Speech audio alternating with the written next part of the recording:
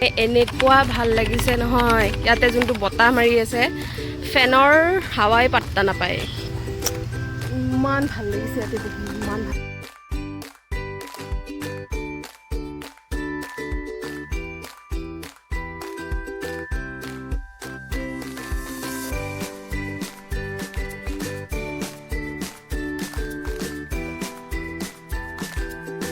Hi everyone, welcome back to the channel, welcome to the new vlog. আজি হল শনিবাৰ ৰাতিপুৱাৰ পৰা মই এটা কামত বহুত ব্যস্ত হৈ আছিলোঁ মোৰ ৰিচাৰ্জ পেপাৰ এখনৰ কামত মানে ৰাতিপুৱাৰ পৰা মাথা খটাই খটাই লেপটপত মোৰ অশান্তি লাগি গৈছিলে তাৰপিছত সঞ্জীৱে ক'লে সি বজাৰ যাব গতিকে ময়ো ওলালোঁ বজাৰ যাবলৈ একচুৱেলি সি যোৱা কথা আছিলে তাকে যাব কৈছিলোঁ কিন্তু সি ক'লে নাই তুমিও ওলোৱা গতিকে আমি ওলোৱা দেখি পেলাই দিয়াও ওলালে গতিকে এতিয়া ফুল ফেমিলি বজাৰ কৰিবলৈ যাওঁ চ' ব'লক আমাৰ লগতে বজাৰ কৰিব হাই কৰিছোঁ হাই কৰি দিয়া এইফালে এনেকুৱা গৰম লাগিছে আৰু আমাৰ ৰাস্তাৰ অৱস্থা চাওকচোন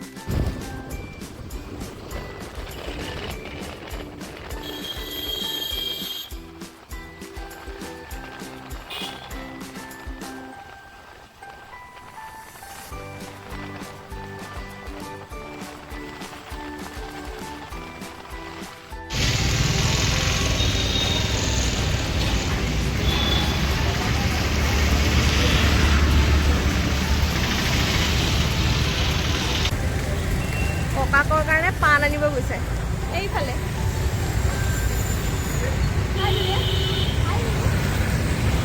নাতিনীয়েকে পাণ আনিব পৰা হৈ গ'ল ককাকৰ কাৰণে দেউতাই পাণ আনিব পঠাইছিলে মাম্মা মাম্মা হাই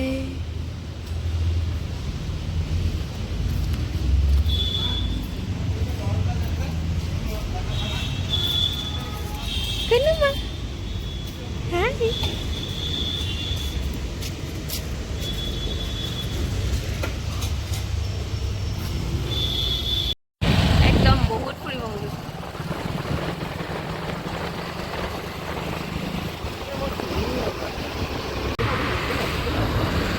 बोला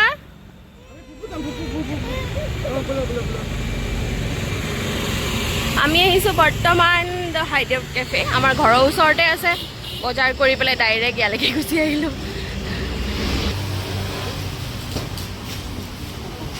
এইফালে এইফালে মোৰ তো ফেন আছে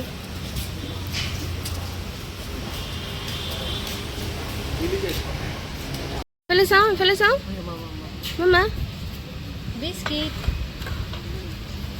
Oh.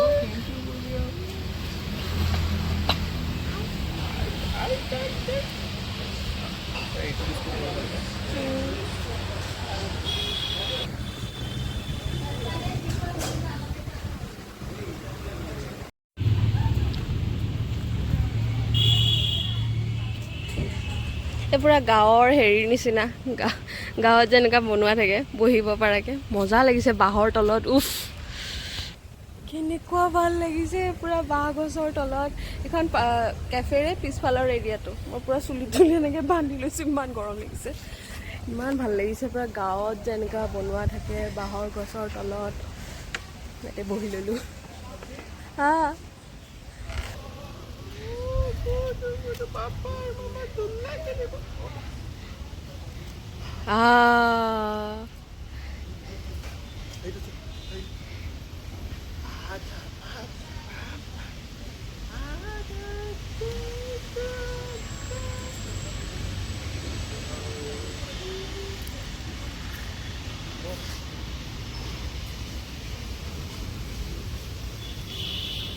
তুমিহে সৰু বাচ্চা হৈছাচোন হা চা আমাৰ অকণমানি পোৱালিটো এইটো আমাৰ অকণমানি পোৱালিটো পাপা অকণমানি পোৱালি হৈছে ধুনুমা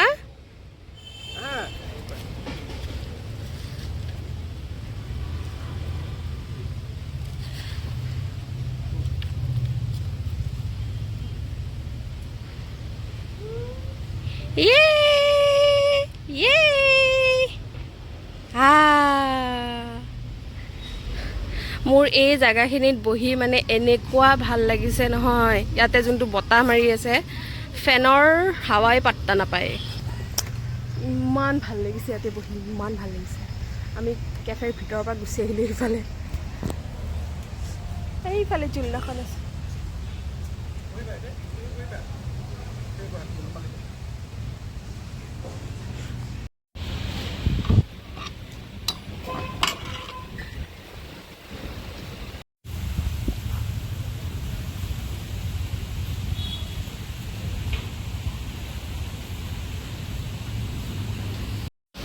গুনুমা এইপিনে এইটো গুনু এবাৰ থিয় দিয়া, কিয় দি দিয়া? লেতেৰা আছে তাতে।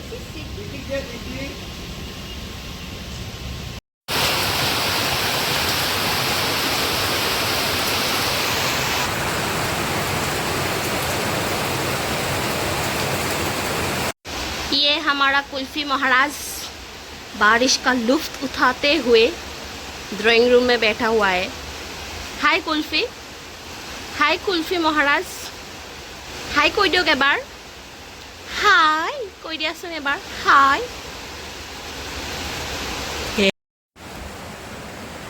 দুপৰীয়াৰ পৰা যি কলা কৰি আহিছিলে, এতিয়া পুৰা ধাৰাসাৰ বৰষুণ। প্ৰায় 1 ঘণ্টামানেই হ'ল। মই জিম যাম বুলি ভাবিছিলোঁ, জিম যোৱা নহ'লে। এইফালে ধিয়াৰ জ্বৰ, সোনকালে যাবও নোৱাৰিলোঁ। কেফেৰ পৰা আহি পেলাই তাইৰ লগতে আছিলোঁ, তাইক খোৱালোঁ, ভাতো নাখালে। আজি গোটেই দিনটো ভাত খোৱা নাই। বেচেৰি দেউতাকে দুখতে এতিয়া লোকেল মুৰ্গী লৈ আহিছে, অকণমান জালুক দি পেলাই বনাই দিব দিছে।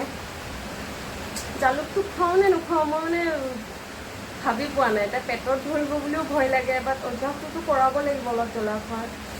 চ' অলপমান হ'লেও কমকৈ জালুক দি হ'লে বনাই দিম। বৰ্তমান বনাই আছোঁ মই মাহঁতৰ কাৰণে চাহ, দেউতাই বোলে গাখীৰ চাহ খায়।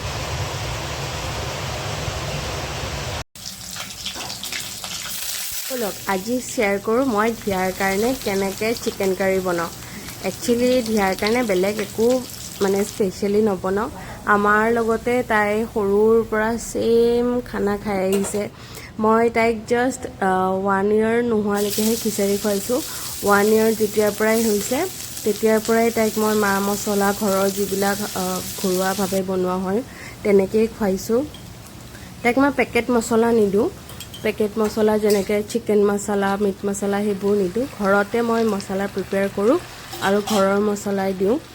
খালি হালধিটো আৰু নিমখটোহে পেকেটৰ পৰা যায় আৰু বাকী আমাৰ ঘৰৰ মানুহ কোনো জলকীয়া নাখায়। গতিকে জলকীয়া মানে মই সঞ্জীৱ খাওঁ, মই আৰু সঞ্জীৱে, কিন্তু দেউতা আৰু মায়ে সেনেকৈ জলকীয়া নাখায়, পেটৰ অসুখ হয় কাৰণে। সেইকাৰণে ভালেই হয় চবৰে কাৰণে, এনেকৈয়ে বনাই দিওঁ। আৰু ধিয়াই কি হয় অলপ মছলা পাতি দি পেলাই খালে ভাল পায়।